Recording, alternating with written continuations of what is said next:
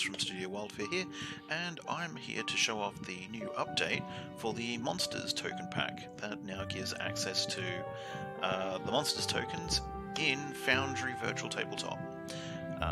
Now, you can manually download the mod file and install it into your Foundry modules folder, but I'm going to show you how to use it via the Moulinette plugin.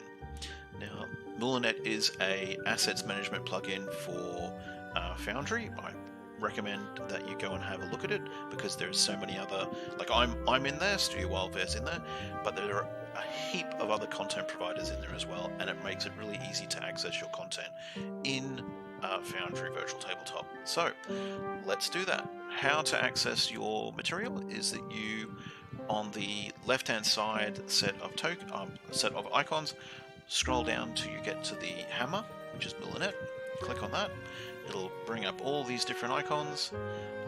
Now, what you'll want is the one that looks like a puzzle piece, which is the Tailz and Tokens browser, which is this panel here. Here we go.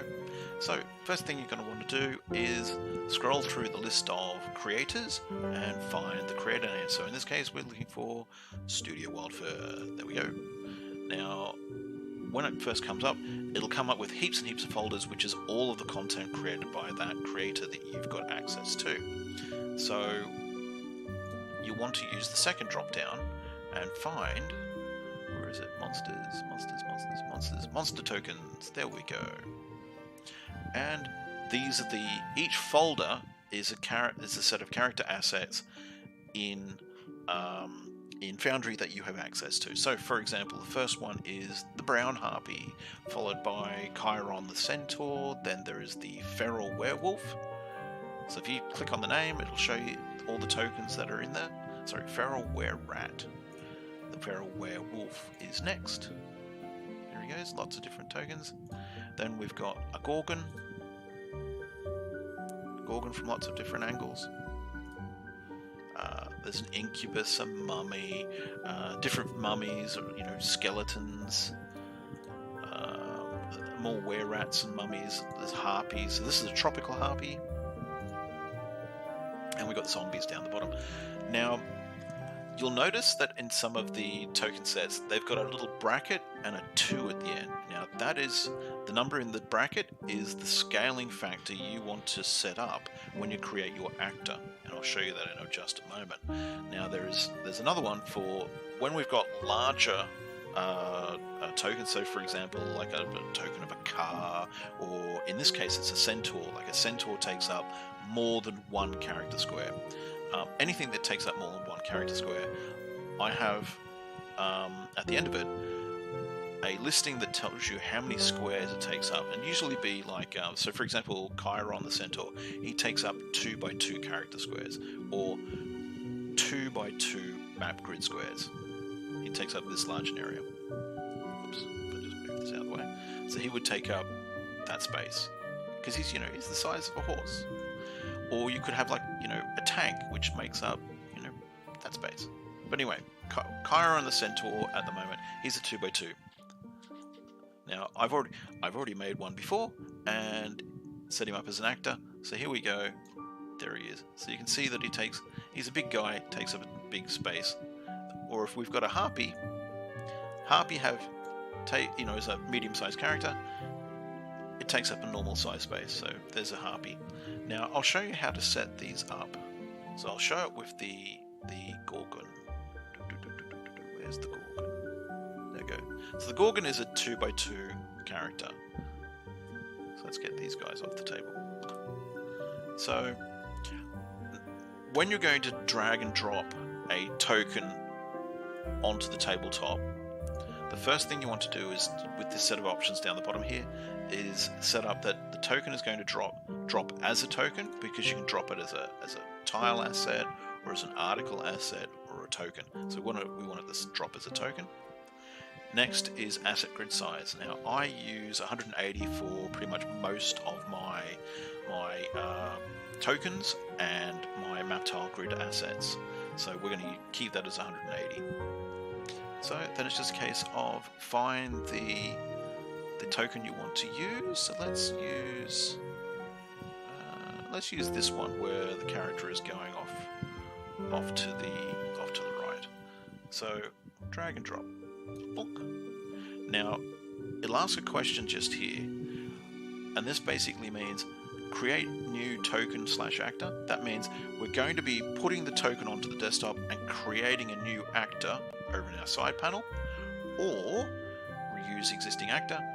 Pretty much as it says, we're going to apply this token to one of our already existing characters or already existing actors that we have. So we're not going to apply it to an already existing character or already existing actor. We're going to create a brand new actor. So it'll now ask you, do you want to create it as a character, an NPC, a hazard, a loot item, a familiar, a party, or a vehicle? I'm going to create it as an NPC. And then we go create and link. So it'll take a moment to think, and there's plonked it on the table. And we can see there's a few things that we want to change. The first thing that we want to change, apart from the fact that it looks teeny tiny within a single square, and it has the name Gorgon066 because the token that we dragged across, if I just have a look at it, double click, there we go, it is, whoops, Gorgon066. That's the image name that we dragged across. So when you create, whoops, I clicked too many times. When you create a actor, it'll use the name of the image as the name of the character, which obviously we don't want to use. So because we created a new actor over in our actors side panel, we can see that there is Gorgon066. So we just need to edit that one. Now I'm using the Pathfinder rule set here. You could be using whatever rule set you like. So let's go and change it to Gorgon. Take out the 066. That could be our creature name, Gorgon. Now we want to change the prototype token. Let's close these other windows and just concentrate on this one. So first things first, in the identity panel, we want to take out the 066 and just give it a capital G for Gorgon, so that when we mouse over it, instead of it saying Gorgon066, it'll just say Gorgon. Then we go to appearance. Pretty much most of this just leave as is, but we do want to change our dimensions. So this is a 2x2 character, so we want to have change the width to 2, height to 2, so that when we place it as a token on the scene canvas, it'll take up a 2x2 space. Next thing, we want to change the scale. So it's a 2x2 dimensions, then we want to change it to 2. And we're done. Go update token. Now, when we put the Gorgon onto the tabletop, she takes up the space, she's called a Gorgon, and she's sized and scaled correctly. And that is how you do it. As I said, the main reason that you do this is because I have a tendency to do character tokens that have arms and legs and swords and things going all over the place and going outside the token square. This one doesn't in this case, but to get it scaled correctly, this is the best way to do it, I've found, and it looks superb. Thank you very much for watching. I hope you have lots of fun playing with the monsters, and stay tuned for more videos as I produce more content. Don't forget to like and subscribe and all that sort of jazz, and meet me in Discord or on Patreon. Thank you very much.